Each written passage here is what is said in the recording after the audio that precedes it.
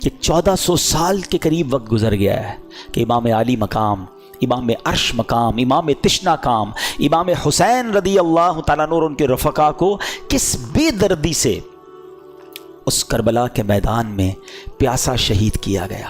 اچھا کمال کی بات دیکھیں، محبت دیکھیں، اللہ کریم نے، ہم اللہ کا شکر بھی ادا کرتے ہیں کہ ہمیں اہل بیت سے، نبی پاک کے خاندان سے کیسی محبت دی ہے۔ ہم میں سے کئیوں کے والدین کا انتقال ہو گیا ہے، ماں سے بڑھ کر تو کوئی نہیں نا، والد سے بڑھ کر تو کوئی نہیں، لیکن جیسی تکلیف ان کے انتقال کے وقت ہوئی تھی 2-3 سال 4 سال میکسیمم 5-7 سال کے بعد وہ تکلیف نہیں ہوتی ہیں، وہ تکلیف نہیں ستاتی، مگر 1400 سال ہو گئے ہیں۔ جب بھی کربلا کا واقعہ سنتے ہیں، جب بھی امام حسین اور ان کے خاندان کی مظلومیت سنتے ہیں تو آنکھوں میں آنسو آ جاتے ہیں، دل تڑپنے لگ جاتا ہے کہ یہ کیا کیا تھا ان لوگوں نے۔ ہیں شاعر لکھتے ہیں نا، جن کو دھوکے سے کوفے بلایا گیا، جن کے بچوں کو پیاسا رلایا گیا، جن کی گردن پہ خنجر چلایا گیا، اس حسین ابن حیدر پہ لاکھوں سلام۔ یہ ایسا عجیب واقعہ ہوا ہے کہ آج بھی جب سنتے ہیں، پڑھتے ہیں تو عقل حیران ہو جاتی ہے۔ اور یہ ہستی کون تھی، ان کا اسٹیٹس کیا تھا، ان کا مرتبہ کیا تھا، جب یہ سنتے ہیں تو اور عقل حیران ہو جاتی ہے کہ اتنے بڑے مرتبے والی شخصیت کے ساتھ ایسا ظلم۔ کیا وہ اندھے ہو گئے تھے؟ کیا انہیں سمجھ نہیں تھی کہ ہم کن پر یہ ظلم کر رہے ہیں؟ امام حسین رضی اللہ تعالیٰ عنہ کے مرتبے کو سمجھنے کے لیے میں آپ کو ایک واقعہ سناتا ہوں۔ ایک بار نبی پاک علیہ الصلوۃ والسلام کی گود میں پیارے آقا کے اپنے صاحبزادے حضرت ابراہیم رضی اللہ تعالیٰ عنہ ہیں اور امام حسین رضی اللہ تعالیٰ عنہ ہیں۔ جبریل امین آئے اور عرض کرتے ہیں حضور اللہ تعالیٰ ان دونوں کو آپ کے پاس جمع نہیں فرمائے گا، ایک ان دونوں میں سے یعنی دنیا سے چلے جائیں گے، اب آپ ڈیسائیڈ کریں۔ یہ اختیار دیا گیا کہ آپ کے اپنے بیٹے یا آپ کے نواسے کس کو رکھنا چاہیں گے؟ نبی پاک نے گویا امام حسین کو سلیکٹ کیا۔ کچھ ہی دنوں کے بعد پیارے آقا کے صاحبزادے حضرت ابراہیم کا وصال ہو گیا اور نبی پاک امام حسین کو کہا کرتے تھے یہ وہ میرا بیٹا ہے جس کے لیے میں نے اپنے بیٹے کو قربان کیا ہے۔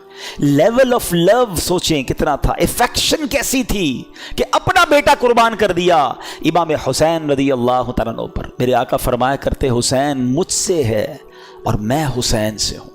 ہیں کبھی کاندھے پر بٹھانا ہے، کبھی گود میں اٹھانا ہے، کبھی چومنا ہے، کبھی کہتے یہ میرے پھول ہیں، بالکل لٹرلی میرے آقا پھولوں کی طرح انہیں سونگھا کرتے تھے۔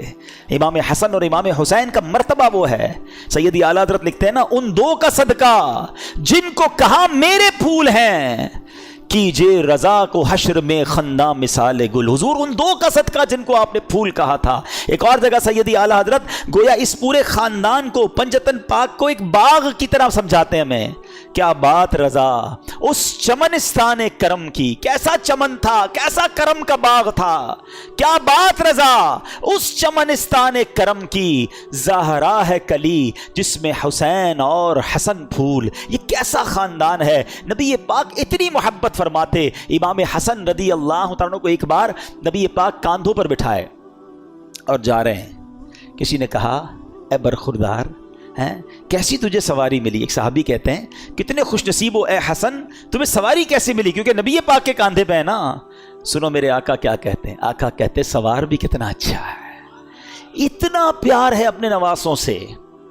ہیں پیارے آقا علیہ الصلوۃ والسلام کی حدیث مبارک جس کا مضمون ہے جو حسین سے بغض رکھے اس نے مجھ سے بغض رکھا۔ اتنے فضائل، اتنے نازوں سے پالا ہوا۔ اور پھر ایک اور عجیب بات بتاؤں آپ کو، حضرت امام حسین، اچھا پہلے ایک فضیلت کی بات اور سن لیں پھر وہ عجیب بات بتاتا ہوں۔ ہمارے گھر میں بچہ پیدا ہوتا ہے، ہماری خواہش ہوتی ہے کسی مولوی صاحب کو ڈھونڈیں، اذان دلوا دیں، کوئی اور نیک آدمی مل جائے تو ان سے گٹی دلوا دیں۔ ہیں شہد چٹا کے لوگ بچے کو چٹا دیتے ہیں یا کھجور چھوٹی سی کھلا دیتے ہیں، یہ تحنیک ہے اور یہ سنت ہے، کرنا چاہیے، اچھی بات ہے۔ آج کل تو ڈاکٹر الاؤ نہیں کرتے، لیکن امام حسین کی قسمت پر ہماری جانیں قربان۔ ویری فرسٹ جو خوراک آپ کے منہ میں جاتی ہے نا، ایسا نہیں تھا کہ ان کو شہد چٹایا گیا یا ان کو کھجور کھلائی گئی، امام حسین کی منہ میں نبی پاک نے اپنی زبان داخل کر دی۔ پہلی خوراک لعاب مصطفیٰ ہے صلی اللہ تعالیٰ علیہ وسلم۔ آپ سوچیں سٹارٹ کیسا ہے کہ زندگی میں اگر پہلا کچھ لقمہ کھایا ہے یا کوئی چیز حلق کے نیچے جا رہی ہے تو وہ سرور کائنات علیہ الصلوۃ والسلام کا لعاب دہن ہے۔ اذان کس نے دی؟ آپ کے امام حسین کی کانوں میں اذان دینا بھی ان کی نصیب دیکھیں کہ ان کے کانوں نے پہلی آواز سنی اللہ اکبر، اللہ کا نام سنا، اور زبان تھی حبیب خدا کی۔ ہائے ہائے ہائے، کیا بیان کریں ہم؟ ہمارے پاس تو سچی بات بتاؤں، ہماری اوقات بھی نہیں ہے، ہمارے پاس نہ وہ الفاظ ہیں نہ ہماری اوقات ہے کہ ہم حسنین کریمین اور اس گھرانے کی شان بیان کریں۔ ہم تو بس صدقہ لینے جمع ہوئے ہیں، خیرات لینے جمع ہوئے ہیں کہ کچھ ان کا ذکر کر لیں، اور وہ شاعر کہتے ہیں نا، کچھ نواسوں کا صدقہ عطا ہو، در پہ آیا ہوں بن کے سوالی۔ ہم تو صدقہ لینے جمع ہوئے ہیں، نہ ہماری اوقات ہے نہ ہمارے پاس کچھ پیش کرنے کو ہے۔ تو یہ وہ ہستیاں ہیں۔ اور پھر عجب بات جو میں بتانا جا رہا تھا کہ آپ کی ولادت کے ساتھ ہی یہ خبر بھی نبی پاک علیہ الصلوۃ والسلام کو بتا دی گئی تھی کہ امام حسین شہید کیے جائیں گے۔ فرشتوں نے آ کر بتائی تھی، اور ایک فرشتے نے تو آپ کو اس جگہ کی مٹی بھی لا کر دکھائی کہ حضور یہ وہ جگہ ہے جہاں امام حسین کو شہید کیا جائے گا۔ یہ سب کیا تھا؟ اچھا، امام حسین خود بھی پتا ہے، بی بی فاطمہ کو بھی پتا ہے، اور مولا علی کو بھی پتا ہے، کئی صحابہ کو پتا تھا کہ شہید کر دیے جائیں گے، اور یہ بھی بتایا گیا کہ حضور آپ کی امت ہی شہید کرے گی۔ لیکن ایک بڑا جس کو کہنا کہ ریلیونٹ کوسچن پیدا ہوتا ہے کہ پوری لائف میں کہیں پر بی بی فاطمہ نے نبی پاک علیہ الصلوۃ والسلام سے عرض کیا ہو کہ اے بابا جان، آپ حسین سے اتنا پیار کرتے ہیں، میرا بھی لخت جگر ہے، آپ اللہ کی بارگاہ میں دعا کریں یہ جو امتحان آپ نے بتایا آئے گا یہ ٹل جائے، حسین کو شہید نہ کیا جائے، اس کو اتنا ستایا نہ جائے۔ کبھی مولا علی نے دعا کے لیے نبی پاک سے عرض کیا ہو کہ حضور سارا مدینہ آپ سے دعا کرواتا ہے، اپنی مشکلیں حل کروانے کے لیے آپ اپنے نواسے کے لیے بھی دعا کر دینا۔ کسی نے دعا نہیں کروائی۔ What is the reason behind this? یہ بڑا امپورٹنٹ کوسچن ہے، اور یہی سمجھنا ضروری ہے کہ پیغام کیا دیتا ہے کربلا کا میدان، یہ واقعہ سکھاتا کیا ہے مجھے اور آپ کو۔ پہلا میسج کہ ہم ان قریب تمہیں آزمائیں گے، وَلَنَبْلُوَنَّكُمْ، کن چیزوں سے؟ اچھا لسٹ بھی دے دی قرآن نے، تمہیں بھوک سے آزمائیں گے، غربت آ جائے گی، تمہارے پھل کم ہو جائیں گے، تمہارا مال کم ہو سکتا ہے، تمہیں خوف بھی ہو سکتا ہے دشمن کا، ڈیفیکلٹیز آ سکتی ہیں لائف میں۔ لیکن پھر آگے کیا کہا؟ وَبَشِّرِ الصَّابِرِينَ، خوشخبری ہے صبر والوں کے لیے۔ جب ان پر مشکل آتی ہے تو کہتے ہیں ہم اللہ ہی کا مال ہیں اور اللہ ہی کی طرف لوٹائے جائیں گے۔ تو اس کا مطلب یہ ہوا کہ ایسا نہیں ہوگا کہ زندگی میں کبھی مجھ پر اور آپ پر کوئی پرابلم نہیں آئے گی، آ چکی، آگے بھی آئیں گی، لیکن قرآن کہتا ہے خوشخبری ہے صبر والوں کے لیے کہ جب پرابلم آتی ہے تو پریپیئر ہوتے ہیں، اللہ کا شکر ادا کرتے ہیں، صبر کرتے ہیں۔ تو کربلا کا میدان، کربلا کا یہ انسیڈنٹ صبر کا درس دیتا ہے۔ آج سے نیت کریں کہ مشکلوں پر بے صبری نہیں بلکہ صبر کا دامن تھامیں گے، اللہ کی رضا پر راضی رہیں گے۔ اب آگے چلتے ہیں۔ یہ کربلا کا جب واقعہ ہوتا ہے تو امام حسین رضی اللہ تعالیٰ کو تو دھوکے سے بلایا گیا نا، آپ تو لڑنے تو گئے نہیں تھے، لڑنے کے لیے کون بچوں کو اور فیملی کو لے کے جاتا ہے؟ آپ کو تو باقاعدہ معزز مہمان کے طور پر بلایا گیا تھا کہ حضور آپ آئیں اور آ کر ہمیں بچائیں، ہم یزید کی بیعت نہیں کرنا چاہتے، ہم آپ کی بیعت کرنا چاہتے ہیں۔ اور آپ پر چونکہ اتنے خطوط آ گئے، اتنی ریکویسٹ آ گئی کہ شرن آپ پر ضروری ہو گیا کہ اگر آپ نہ جاتے، کچھ لوگ کہتے نہیں جانا چاہیے تھا، اگر امام حسین نہ جاتے تو وہ کوفے والے قیامت کے دن اللہ کی بارگاہ میں عرض کرتے کہ مولا ہم نے تو امام کو بلایا تھا، وہ نہیں آئے، ہم نے مجبوراً یزید کی بیعت کر لی۔ تو امام پر گویا شرعن لازم ہو چکا تھا کہ آپ ان کی بیعت کر لینے کے لیے، ان کی ہدایت کے لیے، کیونکہ وہ بلا رہے تھے، آپ جاتے، اور آپ نے بہت خوبصورت پلان ترتیب دیا، خطوط آ چکے تھے، ایویڈنسز موجود تھے، مگر آپ نے کراس چیک کرنے کے لیے مسلم بن عقیل رضی اللہ تعالیٰ کو بھیجا کہ آپ جائیے، وہاں جا کر پہلے حالات دیکھیے، پھر آپ بتائیں گے تو ہم آ جائیں گے۔ حضرت مسلم بن عقیل پہنچتے ہیں، سب لوگوں نے بڑا ویلکم کیا، ہزاروں لوگوں نے آپ کی بیعت کر لی، اور آپ نے خط لکھ دیا امام حسین کو کہ حضور یہاں تو ایوری تھنگ از اوکے، ہر بندہ آپ کے لیے انتظار میں ہے، آپ آئیے۔ انفارچونیٹلی دیکھیں کہ خط ادھر پہنچتا ہے، امام حسین ادھر روانہ ہوتے ہیں، اور ادھر کوفے والوں نے غداری کی اور وہاں حضرت مسلم بن عقیل سے دھوکہ کیا، آپ کو شہید بھی کر دیا گیا، حضرت مسلم بن عقیل کے بچوں کو بھی شہید کیا گیا، اور حضرت مسلم بن عقیل رضی اللہ عنہ آخری وقت تک کہتے رہے کہ کاش میں وہ خط نہ لکھتا۔ آج کل کا دور تو تھا نہیں کہ کال کر دی جاتی، کوئی ذرا واٹس ایپ کر دیا جاتا، ایک خط پہنچ چکا تھا امام حسین کے پاس کہ جناب ایوری تھنگ از اوکے، آپ ٹریول کر چکے، اور ادھر حضرت مسلم بن عقیل کو شہید کر دیا گیا۔ اب آپ جب کربلا کے قریب پہنچتے ہیں اور آپ کو ریزسٹ کیا جاتا ہے, آپ کو انٹرسیپٹ کیا جاتا ہے جو یزیدی لشکر تھا. اب یہ لشکر 22,000 کا لشکر ہے. ایک بڑا ریلیونٹ کوسچن ہے کہ 72 لوگ ہیں جن میں بچے بھی ہیں, عورتیں بھی ہیں, ان سے لڑنے کے لیے یا ان کو گرفتار کرنے کے لیے اتنا بڑا لشکر کیوں بھیجا گیا؟ 1,000-2,000 آدمی بھیج دیے جاتے, کیونکہ یہ تو ویل ایکوپڈ بھی نہیں تھے, کیونکہ یہ جنگی ساز و سامان لے کر بھی نہیں گئے تھے, وہ سارے ایکوپڈ تھے, سارے جناب ساز و سامان کے ساتھ آئے تھے. تو جواب یہ ملتا ہے کہ وہ جانتے تھے کہ ان کی رگوں میں شیر خدا کا خون ہے, یہ اتنا آسانی سے ہاتھ نہیں آئیں گے. اگر یہ لڑنے پر آ گئے تو 2-4 ہزار تو مسئلہ ہی کوئی نہیں ان کے لیے ہے. تو اس لیے خوف کے عالم میں 22,000 کا لشکر بھیجا گیا. یہ کربلا کے اس واقعے سے ایک اور پیغام کیا ملتا ہے؟ پیغام یہ ملتا ہے کہ اس واقعے میں جو امام حسین رضی اللہ تعالیٰ عنہ کے جو قافلے والے تھے, تلواروں کے سائے تھے, دشمنوں کا خوف تھا, مگر سجدے تھے, تلاوت تھی, عبادت تھی, اور ادھر یزیدی لشکر میں ناچ تھے, گانے تھے, رقص و سرور تھا. آج ہم سب غور کریں کہ ہماری زندگی حسینی طریقے پر گزر رہی ہے یا یزیدی طریقے پہ گزر رہی. میں تو پنجتن کا غلام ہوں, بہت شوق سے پڑھتے ہیں. یہ واقعہ کربلا صرف نیاز کھانے کے لیے آیا ہے, یہ صرف نعرے لگانے کے لیے آیا ہے؟ کچھ سیکھنا نہیں ہے, کچھ عمل نہیں کرنا کہ میں سارا سال یزیدی طریقے پر گزاروں؟ ان کی راتیں رقص و سرور میں گزری کربلا کے میدان میں بھی, اور ان کی راتیں تلاوت قرآن اور دعاؤں میں گزری. میری اور آپ کی راتیں کیسے گزر رہی ہیں؟ فلموں میں, گانوں میں, میوزک میں, اور کہتے ہیں پنجتن کا غلام ہوں. کتنے ایسے ہیں جو عشاء بھی جماعت سے پڑھتے ہیں, فجر بھی نماز پڑھتے ہیں, رات تلاوت کر کے سوتے ہیں, باوضو سوتے ہیں, راتیں فلم دیکھے بغیر نیند نہیں آتی, موبائل ہاتھ میں ہوتا ہے, پتہ نہیں کیا کچھ چل رہا ہوتا ہے, اور کہتے ہیں میں پنجتن کا غلام ہوں. یاد کرو وہ کربلا کا میدان کہ یزیدیوں کی راتیں کیسی گزری اور حسینیوں کی راتیں کیسی گزری. امام حسین کے چاہنے والے کی رات تو سبحان اللہ, میں سو جاؤں یا مصطفیٰ کہتے کہتے, کھلے آنکھ صلی اللہ کہتے کہتے. غور کیجئے, ہم سب نے قیامت کے دن ملاقات کرنی ہے امام حسین سے, کرنی ہے نا انشاءاللہ. ہماری تو تمنا ہے کہ ہمارا حشر ان کے ساتھ ہو, ہم وہیں ان کے پیچھے پیچھے جنت میں جائیں گے. مگر اگر وہاں کوسچن ہو گیا کہ تم کون سے طریقے پر زندگی گزار کر آئے, حسینی یا یزیدی, وی ہیو اینی آنسر؟ یہ غور کرنا ہے.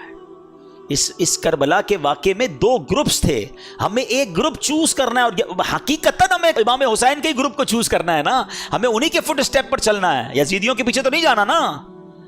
تو یہ غور کریں کہ اعمال ایسے ہیں کہ نہیں. ایک اور بڑی پیاری بات بتاؤں, 72 کربلا والوں میں سے ایک مرد واپس جاتا ہے, وہ ہیں امام زین العابدین عابد بیمار رضی اللہ تعالیٰ. ٹھیک ہے, ادھر ہزاروں واپس جاتے ہیں, یا تو سارے شہید ہو جاتے ہیں نا, ایک ہی واپس جاتا ہے. ایک بڑا ریلیونٹ کوسچن ہے, آپ میں سے بہت سارے دنیا کے کئی ملکوں میں گئے ہیں, کہیں کوئی ایک بندہ آپ کو ملا ہے آج تک جس نے یہ کہا ہو کہ میں اس یزیدی لشکر کی اولاد میں سے ہوں, کہ یار امام حسین سے اور ان کے ساتھیوں سے لڑنے گیا نا, میں ان کی اولاد میں سے ہوں؟ آپ کو ایک نہیں ملا ہوگا ایسا. ہزاروں واپس گئے, ان کی نسل کا, ان کی بات کرنے والا کوئی نہیں ہے. ایک حضرت عابد بیمار واپس آئے ہیں. آج دنیا کے کونے کونے میں آپ کو حسینی سید ملتے ہیں. یہ کیسے ہو گیا؟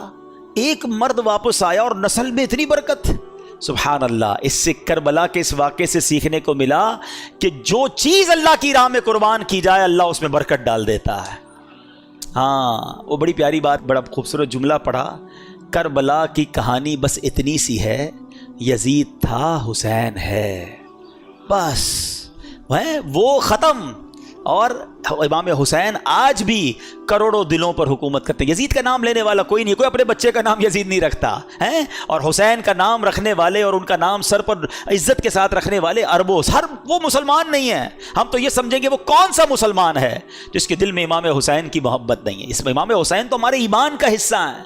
تو سمجھنے والی بات یہ ہے, سیکھنے والی بات یہ ہے کہ جو چیز, اب ذرا اس بات کو تھوڑی سی باریک باتیں سمجھیے گا, جو چیز اللہ کی راہ میں قربان کر دی جائے نا, اللہ اس میں برکت ڈال دیتا ہے. اب اس سے آپ اپنی ساری لائف کو ایزیوم کر لیں.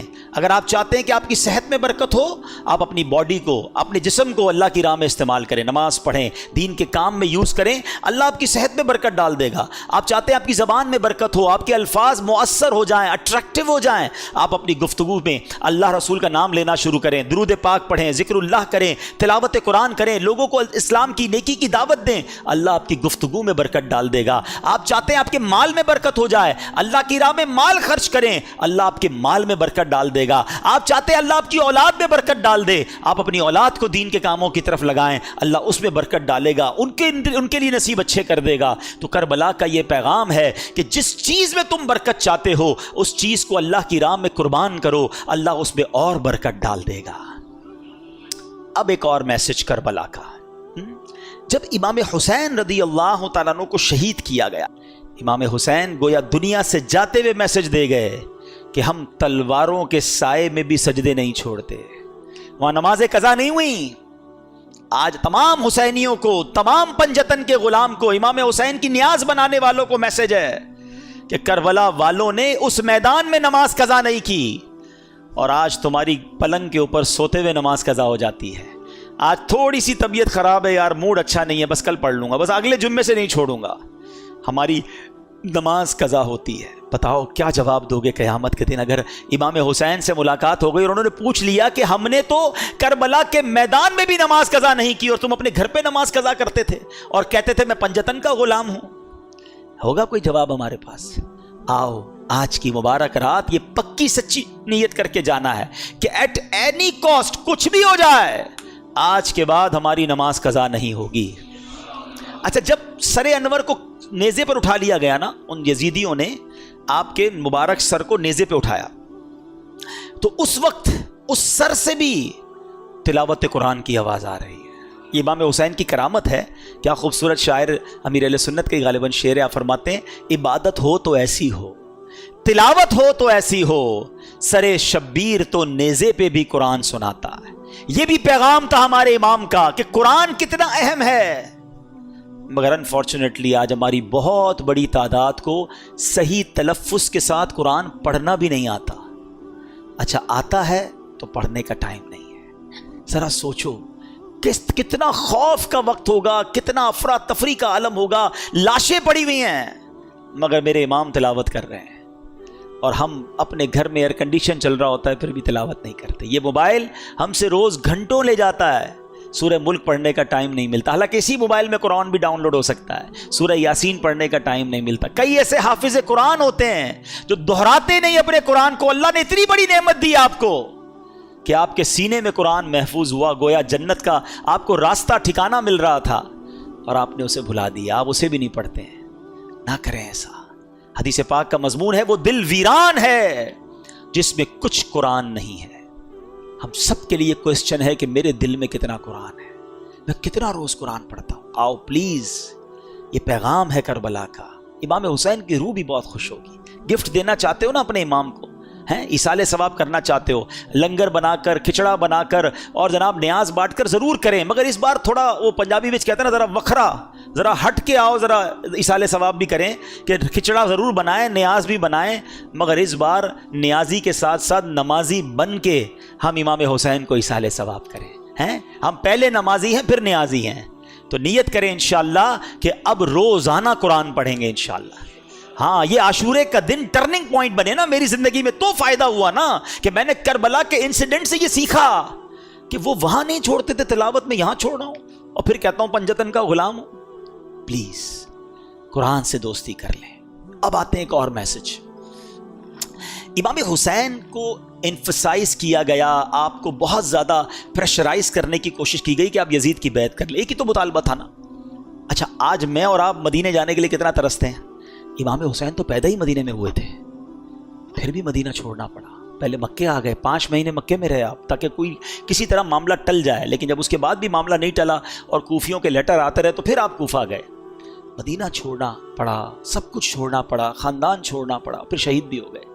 جب اتنا زیادہ برڈن ہونا, یعنی کسی کے سر پر کوئی پسٹول رکھ دے, تو شریعت بہت ساری چیزوں کی اجازت دے دیتی ہے کہ جب جان جانے کا خوف ہو تو کئی ایسے کام جو حرام ہوتے ہیں وہ حلال ہو جاتے ہیں فار دا ٹائم بینگ. اس کی پوری تفصیل ہے. یعنی اگر کوئی کسی کے ماتھے پر پستول رکھ کر بعد اللہ کہے کفریہ کلمہ کہہ دو، تو جان چونکہ بڑی اہمیت ہے اسلام میں، تو ایک لیول ایمان کا وہ ہے کہ بندہ شہید ہو جائے، کہ نہیں کہتا، لیکن اجازت شریعت یہ دیتی ہے کہ وہ دل میں ایمان رکھ کر زبان سے کوئی ایسا جملہ کہہ دے جس سے اس کی جان بچ جائے، مگر دل میں ایمان ہونا ضروری ہے۔ یعنی میں سمجھا رہا یہ چاہ رہا ہوں کہ ایسی پوزیشن میں بہت سارے کاموں کی اجازت مل جاتی ہے، تو امام حسین بھی کمپرومائز کر لیتے، کیوں اب پورے خاندان کو شہید کروا دیا؟ یہ ریلیونٹ کوسچن بنتا ہے۔ مگر میرے امام جانتے تھے کہ اگر آج میں نے کمپرومائز کر لیا نا تو پھر نانا کی ساری امت کے لیے ایک مثال بن جانی ہے کہ جب حسین کمپرومائز کر سکتے ہیں تو پھر تو ہم بھی کر سکتے ہیں۔ آپ نے باطل کے آگے سر نہیں جھکایا، سر کٹا دیا، نانا کے دین کو سر بلند کر گئے۔ یہ میسج ہے ہم سب کے لیے، ان تمام لوگوں کے لیے جو آج چھوٹی چھوٹی باتوں پر کمپرومائز کر رہے ہیں۔ ارے جناب کیا کریں، پورے سبھی لوگ جھوٹ بولتے ہیں، سچ کا زمانہ نہیں، تھوڑا بہت جھوٹ تو ہم بھی بول لیتے ہیں۔ کمپرومائز کیا نا، ساری مارکیٹ ملاوٹ کرتی ہے جناب، جھوٹ بول کر کاروبار کرتی ہے، میں نہیں کروں گا تو جناب میرا مال نہیں بکے گا، ہماری مارکیٹ کے لیے کرنا پڑتا ہے۔ کر لیا کمپرومائز۔ بچے کی شادی ہے، کیا کریں، پورے خاندان والوں کا رسم و رواج ہے، نہیں کریں گے تو خاندان والے ناراض ہو جائیں گے، ہمیں کنجوس سمجھیں گے، منہ دینا پڑتا ہے جناب خاندان والوں کو، ناچ گانے کر لیے، حرام کام کر لیے، کر لیا کمپرومائز۔ ارے دوستوں میں بیٹھتا ہوں بھائی، سارے دوست اب تاش کھیلتے ہیں، سارے روز جوا کھیلتے ہیں، اب پتہ نہیں کمپیوٹر پر کیا کیا کر رہے ہوتے ہیں، تھوڑا بہت مجھے بھی پر کمپنی دینی پڑتی ہے ورنہ سب مذاق اڑائیں گے، تھوڑا بہت تو کرنا پڑتا ہے۔ کر لیا کمپرومائز۔ یہی تو امتحان تھا تمہارا، وہ کربلا کے میدان میں جان لٹا گئے، کمپرومائز نہیں کیا۔ لوگ کہتے ہیں ہماری کنٹری میں کرنا پڑتا ہے، کیا کریں، جاب ایسی ہے نماز کا ٹائم نہیں ملتا، کیا کریں، جاب ایسی ہے اس میں روزہ نہیں رکھ سکتے، کچھ لوگ کہتے ہیں جاب ایسی ہے داڑھی نہیں رکھ سکتے۔ تم کمپرومائز کر رہے ہو چند پیسوں کی خاطر، ہے دنیا کی خاطر۔ میرے امام نے کربلا کے میدان میں سکھایا تھا کہ باطل کے آگے سر نہیں جھکانا۔ تم ایک جگہ سے تم یہ سمجھتے ہو کہ یہ جاب چھوٹ جائے گی نماز کے لیے، ارے تم چھوڑ دو ایسی جاب، اللہ تمہیں ایسی 10 اچھی جاب عطا فرما دے گا۔ ایک در بند ہوگا، اللہ تمہارے لیے 10 در کھول دے گا۔ ہمت تو لاؤ اپنے اندر، پھر کہتے ہو میں پنجتن کا غلام ہوں، اور ہر بات میں کمپرومائز، ہر چھوٹی بات میں پھسل جاتے ہیں۔ کیا کریں، چلتا ہے، نہیں چلے گا بھائی، وہ چیز نہیں چل سکتی جس میں میرے اللہ اور اس کے رسول کی ناراضگی ہے، جس میں میں کربلا والوں کے طریقے سے ہٹ رہا ہوں، یزیدی کام کروں اور کہوں میں پنجتن کا غلام ہوں۔ سیکھو اس بات سے۔ بریلی کے تاجدار امام اہل سنت کا ایک شعر اللہ کرے دل پر نقش ہو جائے، کہتے کروں مدح اہل دول رضا، پڑے اس بلا میں میری بلا، میں گدا ہوں اپنے کریم کا، میرا دین پارائے نہ نہیں، میرا دین روٹی کا ٹکڑا نہیں ہے تھوڑے پیسوں کے لیے بیچ دوں۔ اب یہ تمہارا امتحان ہے کہ بہت سارا نفع نظر آ رہا ہے، ایک ڈیل آ رہی ہے جس میں پیسے بہت ہیں مگر ہے حرام، اللہ کی ناراضگی والی ڈیل ہے، فوراً مل جائیں گے پیسے۔ اب تمہارا امتحان ہے کہ یزیدی ہو یا حسینی ہو، اپنے دل سے پوچھو کہ یہ کام کروں گا تو کیا اللہ اس کے رسول اور اہل بیت راضی ہوں گے، یا یہ پیسے پکڑ لوں؟ نہیں، اب ٹھکراؤ اسے اور کہو میں گدا ہوں اپنے کریم کا، میرا دین پارائے نہ نہیں۔ بڑا دل تھا، بڑا ارمان تھا، ایک شوق تھا جو پورا کرنے کا موقع آ گیا، مگر وہ حرام کام کے ذریعے پورا ہو رہا ہے، نہیں کرنا۔ یہی تو تمہارا امتحان ہے نا، یہ کربلا کا پیغام ہے کہ تمہیں وہ کام سے اپنے آپ کو بچانا ہے، کمپرومائز نہیں کرنا ہے، غلط کام کی طرف آگے نہیں بڑھنا ہے، اگر تم واقعی پنجتن کے غلام ہو۔ خدا را اس بات کو سیکھیے اور اپنی زندگی میں یہ سٹرانگنس لائیے۔ آئیں گے ایسے امتحان اور آتے رہتے ہیں، وہی تو امتحان ہے کہ جب تمہارے سامنے حرام آیا اور تم نے اللہ اور اس کے رسول کی رضا کے لیے اسے ٹھکرا دیا۔ اعلیٰ حضرت فرماتے ہیں نا، انہیں جانا، انہیں مانا، نہ رکھا غیر سے کام، للہ الحمد میں دنیا سے مسلمان گیا۔ یہ تو ہماری زندگی کا فوکس ہونا چاہیے، فیملی راضی ہو جائے، دوست راضی ہو جائے، خاندان والے راضی ہو جائیں، ارے سیٹ راضی ہو جائے، چھوڑو، پہلے دیکھو اللہ اور اس کا رسول راضی ہے کہ نہیں۔ وہ راضی ہے تو بس سب ٹھیک ہو جانا ہے۔ تم سب کو راضی کرنے کے چکر میں اپنے اللہ کو، اللہ کے حبیب کو ناراض کر رہے ہو، ایسا نہ کرو۔ یہ کربلا کا پیغام ہے۔ میں کچھ اپنی بہنوں سے بھی بات کر لیتا ہوں۔ کربلا کے میدان میں خیمے لگے ہوئے تھے اور خواتین تھی نا، تو ان خواتین میں جب ان کے سامنے خبریں آ رہی تھی کہ والد بھی شہید ہو گئے، بھائی بھی شہید ہو گئے، شوہر بھی شہید ہو گئے، بچے بھی شہید ہو گئے، تو کوئی خاتون بغیر پردے کے باہر آئیں؟ چیختی ہوئی چلاتی ہوئی چادر اتار کر. حالانکہ کیسا ماحول ہوگا, گھبراہٹ کیسی ہوگی کہ سارے مرد شہید ہو رہے ہیں, مگر اس کیفیت میں بھی ان کا پردہ باقی تھا. کیسا پیغام دیا ان پردہ دار بیویوں نے آنے والی نسلوں کی عورتوں کو کہ پنجتن کی غلامی یہ ہے کہ کسی صورت میں بھی پردہ نہیں ضائع ہونا چاہیے. مگر آج بازاروں میں گھوم رہی ہیں ہماری بہنیں بے پردہ. کہتے ہیں جناب عورت کی آزادی ہے. یہ کیسی عورت کی آزادی ہے؟ ایک طرف کہتے ہو امام حسین اور کربلا والوں کے چاہنے والے ہیں, اور دوسری طرف بے پردہ عورت کو گھومنا کہتے ہیں عورت کی آزادی ہے. بڑا پیارا واقعہ ہمارے نگران شورا نے بیان میں سنایا کہ ایک شخص نے ایک غیر مسلم تھا, اس نے ایک مسلمان سے کہا کہ یہ تمہاری عورتیں, تم لوگوں نے عورتوں کو قید کیا ہوا ہے, کوئی ہاتھ ہی نہیں ملا سکتا ان سے. ہمارے یہاں تو جو دیکھو شیک ہینڈ کر لیتا ہے, اور تم اپنی عورتوں کو دوسرے مردوں سے ہاتھ بھی نہیں ملانے دیتے. تو مسلمان نے کہا یہ بتاؤ تمہارے ملک کی ملکہ سے کوئی ہاتھ ملانا چاہے تو ملا سکتا ہے؟ کہا نہیں, ملکہ تو بہت بڑی شخصیت ہوتی ہے, اس سے تو چند سلیکٹڈ لوگ ہی ہاتھ ملا سکتے ہیں, باقی لوگ تو اس کے قریب بھی نہیں جا سکتے. کہا تمہارے ملک میں ایک ملکہ ہے, ہماری ہر عورت کو ہم نے ملکہ کا درجہ دیا ہے. ہماری ہر عورت کی عزت ہے, ہماری ہر عورت سے صرف وہی ہاتھ ملا سکتا ہے جس کو شریعت اجازت دیتی ہے, باقی ہر ایرا غیرہ نتھو غیرہ ہماری عورت کو ٹچ نہیں کر سکتا. یہ اسلام نے ان کو مقام دیا تھا, مگر ہم چاہتے نہیں جناب وہ مقام چھین لیا جائے اور عورتوں کو ان وحشت ناک لوگوں کے حوالے کر دیا جائے, اور کہتے ہیں یہ آزادی ہے. خدارا میری بہنیں میری مائیں جس پنجتن پاک اور بی بی خاتون جنت کی ہم قریض کہلانا چاہتی ہیں, اب پہلے ڈیسائیڈ کر لینا میری بہنیں کہ کس کی غلامی اختیار کرنی ہے. تو نے جنت بی بی فاطمہ کی, ان کے ساتھ جنت میں جانا ہے یا فلم ایکٹریس کے ساتھ جنت میں جانا ہے؟ جنت میں کیا جائیں گے بعد اللہ, جہنم میں. خود سوچیں کہ ہم کس کے پیچھے چل رہے ہیں, یہ کدھر لے کے جا رہا ہے معاشرہ ہم کو. کربلا کا یہ پیغام میری بہنوں کے لیے ہے کہ وہ جو بیبیاں تھیں وہ پردہ دار تھیں, آپ بھی پردہ دار رہے. اور آخری بات, باتیں تو بہت ساری ہیں لیکن وقت کافی ہو گیا, اب آخری بات, امام حسین کی سیرت سے ایک اور بات سیکھنے کو ملتی ہے, کسی پر ظلم کرنا حسینی طریقہ نہیں ہے. اچھا ہم پتہ کیا سمجھتے ہیں, ہم سمجھتے ہیں ظلم جو ہے نا قتل کرنا ہی ہے. میں کہاں ظلم کرتا ہوں, میں نے کب کسی کو قتل کیا, کسی کی ٹانگیں نہیں توڑی. یہ بھی ایک بڑا عجیب کانسیپٹ ہے. ہاں ظلم صرف کسی کو قتل کرنے, کسی کا سر پھوڑنے اور کسی کو جناب زد و کوب کرنے کا انعام نہیں ہے. ظلم کے بارے میں چند باتیں بتاتا ہوں. آستینیں چڑھائیں, کسی کی طرف لپکے اس کو ڈرایا, یہ بھی ظلم ہے. کسی کو گھور کر دیکھا وہ سہم گیا, یہ بھی ظلم ہے.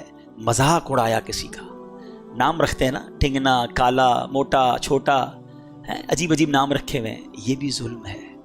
جی جناب کسی کا جوئے کے ذریعے مال بٹور لیا, یہ بھی ظلم ہے. سود کے ذریعے مال لے لیا, یہ ظلم ہے. ناپ تول میں کمی کر کے مال چھین لیا, یہ بھی ظلم ہے. رشوت لی جو ظلم ہے. والدین کو ستایا ظلم ہے. پڑوسی کو تکلیف دی ظلم ہے. رات کو شور شرابہ کر کے, نائٹ کرکٹ کھیلنے والوں, ساری رات شور مچا کر لوگوں کی نیندیں برباد کرنے والوں, یہ بھی ظلم ہے. ظالم یزید تھا, بتاؤ اب کس طریقے پر چلنا ہے.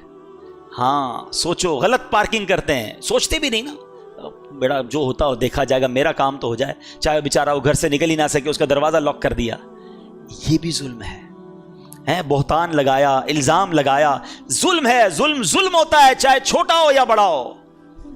ظلم کرنا یزید کا طریقہ ہے, حسین کا نہیں رضی اللہ تعالیٰ عنہ. اب سوچ لو کہ ہم کس پیرائے میں زندگی گزار رہے ہیں. ہمیں اگر کسی کے ساتھ ہم نے یہ ظلم کیے ہوئے ہیں نا تو ہمیں معافی مانگنی ہوگی, ہمیں تھوڑا سا دل بڑا کرنا ہوگا. ادھر مانگ لو ورنہ ادھر پچھتائیں گے, ادھر کچھ بھی نہیں بن سکے گا. میں آج ایک واقعہ پڑھ رہا تھا, کیا واقعہ ہے, اور اس نے ہلا دیا نا. حالانکہ یہ واقعہ صحابہ کرام کے ساتھ ہوا, مگر دیکھو یہ ہوتی ہے معافی. ہوا یہ, حضرت ابو ذر رضی اللہ تعالیٰ, ان کو ایک صحابی نے دیکھا کہ وہ اپنے غلام کے ساتھ ہیں, ان کے کپڑے بھی ویسے ہی, غلام کے بھی ویسے ہی, کوئی فرق نہیں, بالکل ایک جیسا ہی اسٹائل, کھانا پینا بھی ایک جیسا. تو کہا ابو ذر آپ کیسے کپڑے پہن کے گھوم رہے ہیں؟ کہتے میرے ساتھ ایک واقعہ ہوا, میں خلاصہ عرض کر رہا ہوں, ویسے بخاری شریف میں یہ حدیث موجود ہے اور پھر اس کی شرح میں علماء نے اور بھی بہت کچھ لکھا. کہتے میرے ساتھ ایک واقعہ یہ ہوا کہ میں نے حضرت بلال رضی اللہ تعالیٰ عنہ کو کوئی بات چیت ہوئی ہوگی تو کہہ دیا کہ اے کالی ماں کے بیٹے, کیونکہ آپ بلیک تھے, آپ افریقن تھے, غلام تھے, کسی بات پہ انہوں نے کہہ دیا. حضرت بلال کو بہت زیادہ دکھ ہوا, وہ پہنچ گئے نبی پاک علیہ الصلوۃ والسلام کے پاس, کہا حضور حضرت ابو ذر نے مجھے ایسا کہا ہے. پیارے آقا علیہ الصلوۃ والسلام نے حضرت ابو ذر سے صرف یہ فرمایا کہ لگتا ہے ابھی تک تمہارے اندر وہ جہالت کے زمانے کی کچھ چیزیں باقی ہیں. خلاصہ عرض کر رہا ہوں, حضرت ابو ذر رونے لگے, اتنا روئے, اتنے پریشان ہوئے کہ باہر گئے اور حضرت بلال سے کہا, بلال جب تک تم میرے منہ پر اپنا پیر نہیں رکھو گے میں سمجھوں گا مجھے معافی نہیں ملی ہے. یہ کیسی معافی تھی, یہ کیسی ندامت تھی. اور اس کے بعد نبی پاک علیہ الصلوۃ والسلام نے کچھ اس طرح فرمایا کہ یہ غلام تمہارے بھائی بہنوں کی طرح ہیں, ان کو اپنی طرح ہی رکھو. تو کہتے ہیں اس دن سے اب میں اپنے غلاموں جیسا ہی لباس پہنتا ہوں, ان کے ساتھ ہی کھاتا ہوں, ان جیسی لائف اسٹائل گزارتا ہوں. یہ جگرا تھا نا کہ اگر غلطی ہوئی تو فوراً معافی بھی کیسی مانگی. آج ہمارے دوستوں کو, غریبوں کو جو جی چاہتا ہے کہہ کے گزر جاتے ہیں, ارے یار کوئی بات نہیں, چلتا ہے, اس کا تو ایسا ہی ہے معاملہ ہے, کیا کر لے گا, نوکری ہے نا میرا, غریب ہی ہے بیچارہ, کیا کر لے گا. نہیں میرے میٹھے اسلامی بھائی, وہ بھی دل رکھتا ہے. حضرت بلال چلے گئے تھے نا نبی پاک کے پاس, وہ اللہ کی بارگاہ میں آج بھی ہاتھ اٹھا کے جا سکتا ہے کہ یا اللہ اس نے میرا دل دکھایا ہے. پھر یاد رکھنا تتر بتر ہو جاؤ گے. ہم نے چلتے کاروبار تباہ ہوتے دیکھے ہیں, چلتی صحت ختم ہوتے دیکھی ہے. ویسے میں ایک مشورہ دے دیتا ہوں, اگر آپ کو فیل ہو نا کبھی زندگی میں یار everything is going very well, کاروبار بھی ٹھیک تھا, فیملی بھی ٹھیک تھی, عزت بھی بڑی تھی, اچانک ایک ایک کر کے چیزیں ختم ہو رہی ہیں, گھر والوں میں لڑائیاں ہو رہی ہیں, میری صحت خراب ہو رہی ہے, کاروبار بگڑتا جا رہا ہے, کچھ گڑبڑ ہے, تو چیک کر لینا کبھی کہیں کسی کا دل تو نہیں دکھا دیا, کسی کی ہائے تو نہیں لے لی. ہاں یہ ایک ہائے جو ہے نا یہ عرش تک جاتی ہے. مظلوم ہاتھ اٹھائے تو اللہ کے عرش تک اس کی پکار جاتی ہے, اور پھر مظلوم کے ساتھ رب ہو جاتا ہے. پھر ظالم کو ٹھکانہ نہیں ملتا. ہمیں بعض اوقات تو پتہ بھی نہیں ہوتا ہم ظلم کر رہے ہوتے ہیں. میں نے کہا نا یہ ساری باتیں تو ظلم میں کبھی آپ نے کاؤنٹ ہی نہیں کی ہوں گی. ہم تو ظالم کہتے ہیں اس کو جو پستول اٹھا کے کسی کو قتل کرتا ہے. ارے بھائی پستول کا وار کم تکلیف دیتا ہے جو زبان کا وار تکلیف دیتا ہے. عربی کا مقولہ ہے کہ تلوار کا وار تو ابھی بھی انسان سہ سکتا ہے, بعد میں ٹھیک ہو سکتا ہے, زبان کا وار جو ہے نا وہ انسان کو ٹکڑے ٹکڑے کر دیتا ہے. اور کئیوں کی زبان تو ہمیشہ انگارے ہی برساتی ہے. تو ہے کربلا والوں سے محبت کرنے والوں, اپنی زبان نرم کرو, اپنی عادتیں نرم کرو. لڑائی جھگڑے اور لوگوں پر ظلم نہیں ہونا چاہیے. اور اگر کہیں ہو گیا ہے نا تو اس واقعے سے سبق حاصل کرو, مانگ لو معافی. بلے تمہارا مرتبہ بڑا ہے, تم سیٹھ ہو وہ نوکر ہے, تم باپ ہو وہ بیٹا ہے, تم چودھری ہو علاقے کے بڑے ہو اور وہ غریب تمہارا پڑوسی رشتہ دار ہے, کوئی بات نہیں, مانگ لو آج معافی. ورنہ قیامت کے دن اگر وہ کھڑا ہو گیا نا اللہ کی بارگاہ میں, پھر دینے کو کچھ نہیں ہوگا. پھر ادھر پیسے نہیں, نیکیاں دینی پڑیں گی, وہ ہیں ہی نہیں ویسے ہمارے پاس. تو اللہ کرے کہ آج اس کربلا کے واقعے سے ہم یہ جو میسیجز مل رہے ہیں ہمیں, یہ ہم سیکھیں اور اپنی ذات میں امپلیمنٹ کریں. اللہ کربلا والوں کی قبروں پر کروڑوں رحمتوں کی بارش نازل فرمائے, ان کے فیوز و برکات سے ہمیں مالا مال فرمائے. صلو علی الحبیب صلی اللہ تعالی علی محمد.